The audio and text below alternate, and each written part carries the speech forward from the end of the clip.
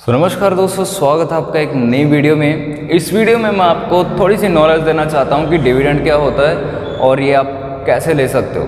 देखो, stock market में आप सिर्फ डिविडेंड के ज़रिए बहुत अच्छा खासा पैसा कमा सकते हैं। अभी वो कैसे, क्या होता है, क्या नहीं, ये सारा का सारा हम इस वीडियो में प्रॉपर क्लियर करेंगे। तो वीडियो को लास्ट तक देखना, स्किप मत करना बिल्कुल, क्योंकि ये वीडियो ज़्यादा लंबी नहीं, छोटी सी बनेगी। तो सबसे पहले मैं आपको बताता हूँ डिविडेंड होता क्या है। देखो, कोई भी कंपनी जब प्रॉफिट कर लेती है, मान के चलो किसी कंपनी ने टीसीएस का मान के चलो टीसीएस ने बहुत अच्छा खासा प्रॉफिट किया। अभी वो कहती है कि जो मेरे शेयर होल्डर्स हैं, मैं उनको अपने प्रॉफिट में से कुछ हिस्सा देना चाहती हूँ, तो उसे कहते हैं डिविडेंड। मान के चलो 100 करोड़ पे कमाए थे, 100 करोड़ का प्रॉफिट था टीसीएस का, तो उसने कहा कि मैंने 20 करोड़ पे अपने शेयर होल्डर्स को देने हैं। तो वो जो कंपनी है 20 करोड़ पे वो अपने शेयर होल्डर्स को दे देगी। जिनके पास भी टीसीएस का शेयर पड़ा होगा, उनके अपने आप ऐड हो जाएंगे अकाउंट में पैसे। ये जो कंपनी है ये ऐसा करती है, मतलब अपने प्रॉफिट से डिविडेंड ऐसे देती है। बहुत सारी कंपनीज हैं जो कि डिविडेंड देती हैं। ऐसा नहीं है कि एक कंपनी साल में सिर्फ एक बार डिविडेंड दे, वो 2 बार भी दे सकती है, वो 3 बार भी दे सकती है। ये डिपेंड करता है, उस शेयर पे डिपेंड करता है। नेक्स्ट हम बात करते हैं दोस्तों कि आपको कौन सी कंपनी पे इन्वेस्ट करना चाहिए। सबसे पहले आपने जिस कंपनी पे इन्वेस्ट करना है वो स्मॉल कैप नहीं होनी चाहिए, वो स्मॉल कैप नहीं होनी चाहिए। इसका मार्केट कैप जो होता है वो 5000 से कम होता है, 5000 करोड़ से कम होता है। तो ये कंपनी अगर प्रॉफिट करेगी भी तो ये बड़ा होने के लिए जितना भी प्रॉफिट इसका होगा, ये सारा का सारा प्रॉफिट अगेन से अपनी कंपनी में लगा देगी। तो इससे डिविडेंड हमें कभी नहीं मिल सकता। और इसके बाद आ जाते हैं मिड कैप। ये भी कंपनी में आपने डिविडेंड के लिए इन्वेस्ट नहीं करना है, क्योंकि इसने भी अभी लार्ज कंपनी बनना है, तो इसलिए ये भी अपना प्रॉफिट अपने में ही लगा देगी अगेन से। इसके बाद आते हैं लार्ज कंपनियां। आपने इन्वेस्ट करना है इसमें। अभी आपके मन में ये क्वेश्चन होगा कि हम कब इन्वेस्ट करें कि हमें डिविडेंड मिल जाए एक सैलरी के रूप में। दोस्तों, अगर आप गूगल पे सर्च करो 2024 की डिविडेंड देने वाली कंपनीज कौन सी हैं, इसको अगर सर्च करो तो जो कंपनीज होती हैं ना, ये पहले ही अनाउंस कर देती हैं कि हमने इस तारीख को डिविडेंड देना है। कंपनीज पहले ही अनाउंस कर देती हैं कि हमने इस तारीख को डिविडेंड देना है। तो आप उस तारीख से पहले आप उस कंपनी के शेयर्स को खरीद सकते हैं। ठीक है, तो जब भी आपको डिविडेंड मिलेगा, बस आपके मज़े ही मज़े हैं। ठीक है, तो ये चीज़ होती है। और कैसे पता चलेगा कि मतलब जो कंपनीज़ हैं वो कब हमें डिविडेंड देने वाली हैं, ये सारा आपको मनी कंट्रोल की वेबसाइट पे मिल जाएगा।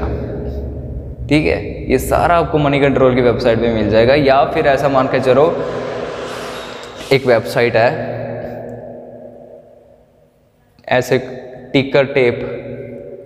tickertap.com एक वेबसाइट है, इसको आप सर्च कर लेना। इस पे जाके आपने सर्च करना है डिविडेंड।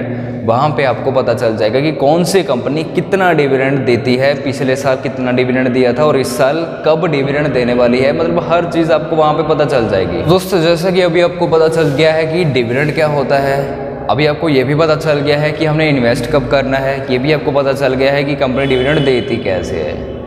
अभी मैं आपको बताता हूँ कि कंपनी जो डिविडेंड देती है वो किस बेसिस पे देती है। फॉर एग्जांपल, कंपनी की फेस वैल्यू क्या है। जैसे फॉर एग्जांपल है, ये मुझे नहीं पता, लेकिन टीसीएस की अगर फेस कंपनी की बात की जाए, फॉर एग्जांपल है, ये पहले ही बता रहा हूँ, मान के चलो इसकी फेस वैल्यू 10 रुपये थी। ये फेस वैल्यू क्या होती है कि जब ये प्राइस मार्केट में उतरा था, मतलब जब ये शेयर मार्केट में आया था, तब ये इतने पे ओपन हुआ था। जो हमें डिविडेंड मिलता है वो हमें इसी प्राइस पे मिलता है, हमेशा इसी प्राइस पे। ऐसा नहीं है कि अगर अभी जो TCS 3800 रुपये पे चल रहा है तो हमें डिविडेंड इस पे मिलेगा, नहीं, हमें डिविडेंड इस पे ही मिलेगा।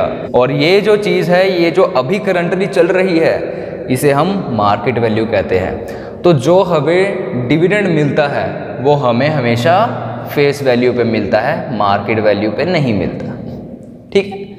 क्योंकि मार्केट वैल्यू पे अगर ये मिल गया तो फिर तो भाई कंपनी घाटे में चली जाएगी, बिल्कुल नहीं कुछ होगा, कंपनी बंद हो जाएगी। कंपनी कहेगी लो आप ही सारा पैसा ले लो, हमें तो कुछ नहीं चाहिए भाई, धन्यवाद। लेकिन अगर आपने कोई शेयर, किसी कंपनी का शेयर, मान के चलो सुज़लोन की बात करते हैं, जैसे ये सुज़लोन शेयर है अभी 50 के आसपास है, अगर आपने इसको अभी से पकड़ के रखा है और ये फ्यूचर में 300 हो जाता है और ये बीच बीच में डिविडेंड भी दे रहा है, तो आपका ये पैसा, मैं कहता हूँ इतना पैसा बन जाएगा कि आप सोच भी नहीं सकते।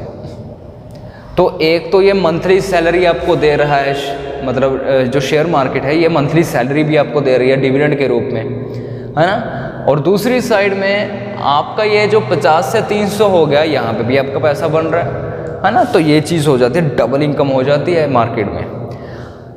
अभी आपको पता चल गया डिविडेंड क्या होता है, कैसे मिलता है, किस तारीख को मिलता है, क्यों मिलता है, किस वैल्यू पे मिलता है, ये सारी बातें आपको क्लियर हो गई हैं।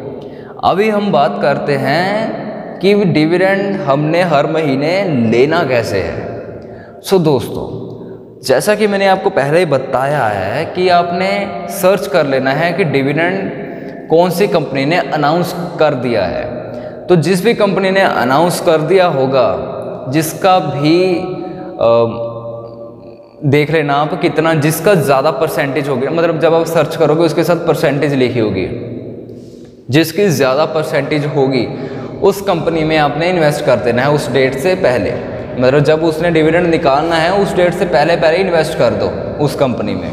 भी डिविडेंड लिया और खिसक गए, बस इतनी सी बात है, ठीक है। तो आपने एक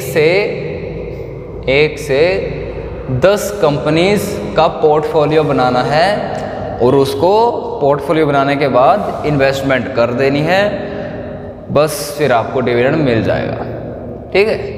डेट आपने देख लेनी है कि कौन सी डेट को कौन सी कंपनी डिविडेंड देने वाली है, बस उस हिसाब से आपने इन्वेस्टमेंट कर देनी है। आपने डिविडेंड देना है, मार्केट से बाहर हो जाना है। यहाँ पे आपका कोई घाटा नहीं है, पैसा हो जाएगा आपके पास, आप अमीर हो जाओगे, गाड़ियाँ बदलोगे, जूते के कलर की गाड़ियाँ आएंगी आपके पास, है ना। तो ये चीज़ है। तो आई होप आपको इस वीडियो में बहुत कुछ सीखने को मिला होगा।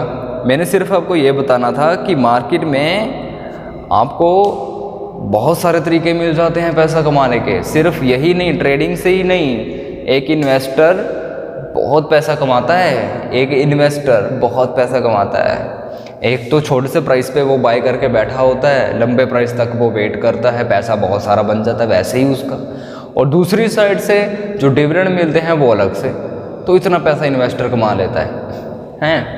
तो एक बात और दिमाग में आ रही है कि कुछ कंपनियां होती हैं जो कि प्रॉफिट उनको होता है लेकिन वो सारा पैसा अपने अंदर ही लगा लेती हैं। जैसे कि मैंने आपको पहले बताया था ना कि स्मॉल कैप अपने अंदर सारा प्रॉफिट लगा लेती है प्रॉफिट करने के बाद, क्योंकि उसने मिड कैप बनना है, और ऐसे ही जो मिड कैप है उसने लार्ज कैप बनना है ना। तो ये कंपनीज कहती हैं कि हम शेयर होल्डर्स को प्रॉफिट दे तो रहे हैं, हमारा प्राइस देखो, जब अभी कंपनी मान के चलो 2200 रुपये का किसी कंपनी का प्राइस है, उसका प्रॉफिट निकल गया। अब जब उसका प्रॉफिट निकल गया, मतलब प्रॉफिटेबल वो है, उस कंपनी ने बहुत अच्छा खासा प्रॉफिट किया है, उस कंपनी ने बहुत अच्छा खासा जैसे प्रॉफिट किया है, तो उसका प्राइस प्रॉफिट निकलने के बाद कितना हो जाएगा, बढ़ जाएगा।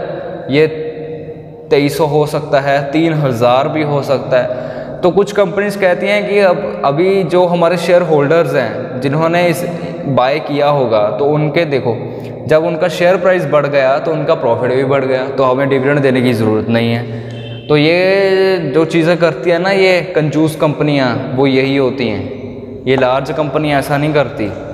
लार्ज कंपनियां प्रॉफिटेबल हैं, बड़ा इनका मार्केट कैप है, प्रॉफिट कर रही हैं। जैसे जैसे अभी कल मैंने किस शेयर की बात की थी, टाटा मोटर्स की बात की थी, उन्होंने 1,16,000 करोड़ का प्रॉफिट किया है, मानो देखो।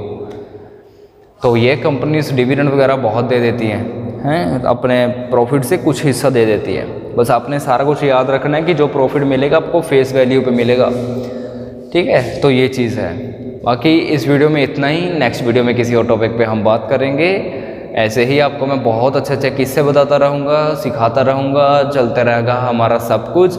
तब तक के लिए नमस्कार।